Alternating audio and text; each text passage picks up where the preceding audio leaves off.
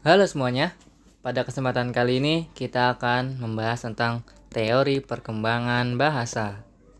Bahasa adalah alat berkomunikasi yang sangat dibutuhkan untuk berinteraksi antara satu sama lain dengan menggunakan suara yang dikeluarkan oleh alat ujaran pada manusia. Bahasa juga merupakan sarana berpikir, sarana untuk menghadirkan dunia kepada diri sendiri. Menurut Vygotsky, mengungkapkan bahwa perkembangan bahasa berkaitan dengan perkembangan kognitif. Disebabkan karena, yang pertama, anak harus menggunakan bahasa untuk berkomunikasi atau berbicara dengan orang lain. Kemampuan ini disebut dengan kemampuan bahasa secara eksternal dan menjadi dasar bagi kemampuan berkomunikasi kepada diri sendiri. Yang kedua, transisi dari kemampuan berkomunikasi secara eksternal kepada kemampuan berkomunikasi secara internal selama masa ini, berbicara pada diri sendiri merupakan bagian dari kehidupan. Lalu yang ketiga, pada perkembangan selanjutnya, anak akan bertindak tanpa berbicara.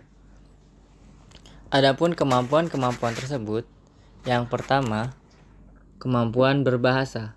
Anak-anak sejak lahir dibekali tata bahasa yang universal, yaitu kepekaan otak terhadap ciri-ciri mendasar yang berlaku umum untuk segala macam bahasa, seperti kata benda dan kata kerja, subjek dan objek, serta kalimat negatif.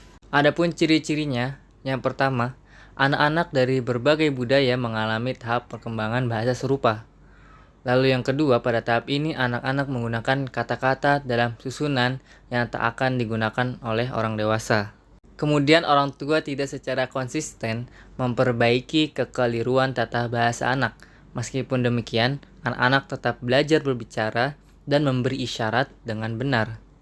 Kemudian yang keempat, anak-anak tidak terbiasa dengan bahasa orang dewasa. Maka mereka akan menemukan bahasa mereka sendiri. Lalu ciri-ciri yang terakhir, pada bayi berusia 7 bulan, mereka dapat menyimpulkan tata bahasa sederhana melalui serangkaian bunyi yang ada. Tahap perkembangan kedua yaitu perkembangan bahasa di masa bayi.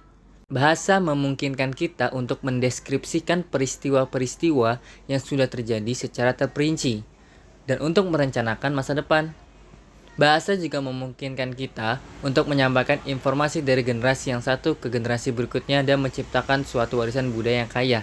Adapun ciri-ciri pada tahap perkembangan bahasa di masa bayi, yang pertama adalah pada masa ini bayi mulai mengenal bunyi bahasa. Lama sebelum memulai mempelajari kata-kata, bayi dapat mengenali perbedaan yang halus di antara bunyi-bunyi bahasa tersebut. Seorang bayi dapat selalu mengenali apabila terjadi perubahan bunyi, tidak peduli dari bahasa ataupun suku kata apa yang dia dengar.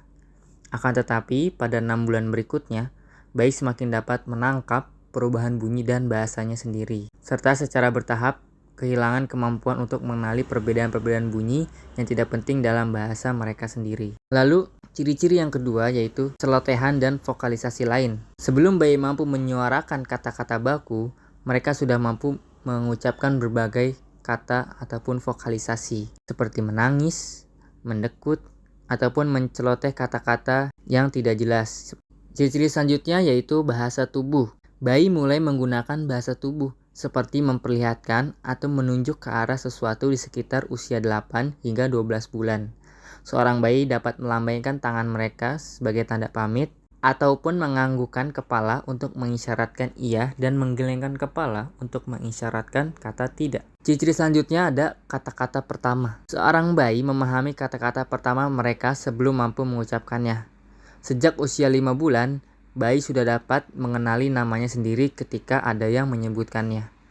Pada umumnya, bayi memahami sekitar 50 kata di usia 13 bulan. Namun mereka tidak dapat mengucapkan kebanyakan kata-kata itu sampai mereka berada di usia 18 bulan.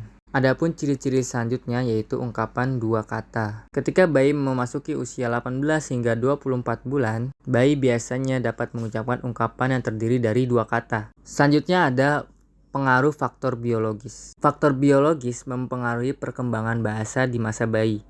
Kemampuan untuk berbicara dan memahami bahasa melibatkan peralatan vokal tertentu dan juga sistem saraf sebagai kemampuan tertentu. Yang terakhir, yakni pengaruh lingkungan juga mempengaruhi perkembangan bahasa di masa bayi. Menurut para ahli, Bahasa merupakan keterampilan kompleks yang diperoleh melalui belajar, seperti halnya bermain piano dan menari. Perkembangan selanjutnya yaitu perkembangan bahasa di masa kanak-kanak awal. Anak berusia di bawah 3 tahun memperlihatkan perkembangan yang agak cepat dari yang awalnya hanya mampu menghasilkan ungkapan 2 kata menjadi mampu menggabungkan 3, 4, bahkan 5 kata dan seterusnya.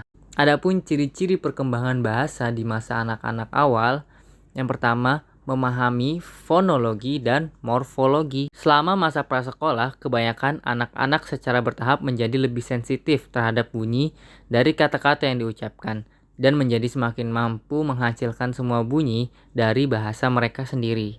Selanjutnya, perubahan dalam sintaks dan semantik. Anak-anak prasekolah juga mempelajari dan menerapkan aturan-aturan sintaksis. Beberapa ahli menyimpulkan bahwa anak-anak kecil belajar mengenai sebuah kata baru setiap jamnya. Selanjutnya ada kemajuan dalam pragmatik. Di dalam perkembangan bahasa anak-anak kecil juga terjadi perubahan pragmatik. Dibandingkan anak usia 2 tahun, seorang anak berusia 6 tahun memiliki kemampuan bercakap-cakap yang jauh lebih baik.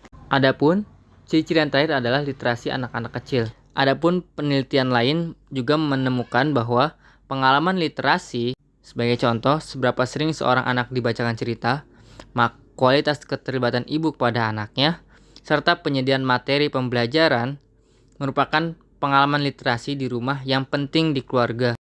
Perkembangan bahasa selanjutnya yaitu pada masa kanak-kanak pertengahan dan akhir. Ketika memasuki sekolah, anak-anak memperoleh keterampilan baru yang membuat mereka mampu belajar, membaca, dan menulis. Kosakata, tata bahasa, dan kesadaran metalinguistik. Selama masa kanak-kanak pertengahan dan akhir, terjadi perubahan cara mengorganisasikan kosakata secara mental. Lalu, perkembangan bahasa di masa dewasa akhir. Sebagian besar penelitian pada umumnya, orang beranggapan bahwa sebagian besar individu yang berada di masa dewasa mempertahankan keterampilan-keterampilan berbahasanya. Meskipun demikian, pada masa dewasa akhir, individu mulai melanjutkan beberapa kemunduran dalam berbahasa. Adapun ciri-cirinya yang pertama, volumenya ketika berbicara lebih rendah, tidak terartikulasi dengan tepat, dan tidak begitu lancar. Lalu ciri-ciri yang kedua, menurunnya kecepatan dalam memproses informasi dan menurunnya daya ingat serta panca indera. Selanjutnya ada implikasi perkembangan bahasa bagi pendidikan. Chomsky menyatakan bahwa anak belajar sistem gramatis yang luas dan rumit hampir-hampir dengan cara mereka tersendiri.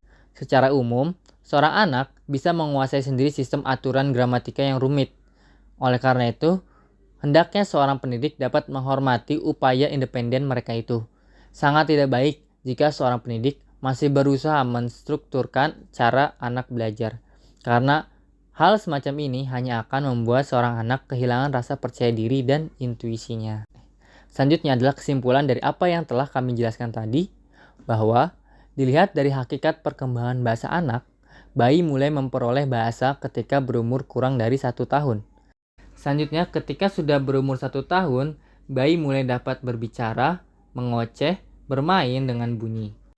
Ketika anak berumur 2 tahun, setelah mengetahui kurang lebih dari 50 kata, maka waktu mulai masuk taman kanak-kanak, anak-anak telah memiliki sejumlah besar kosakata yang dia punya. Perkembangan pragmatik yaitu selama periode usia sekolah, proses kognitif meningkat sehingga memungkinkan anak menjadi komunikator yang lebih efektif.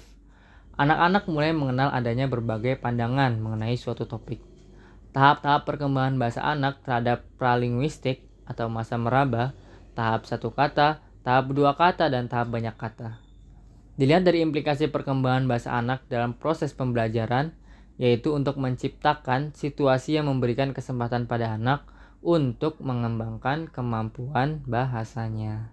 Sekian yang dapat kami sampaikan, semoga dapat bermanfaat bagi kita semua. Sampai ketemu di pembahasan selanjutnya. Terima kasih.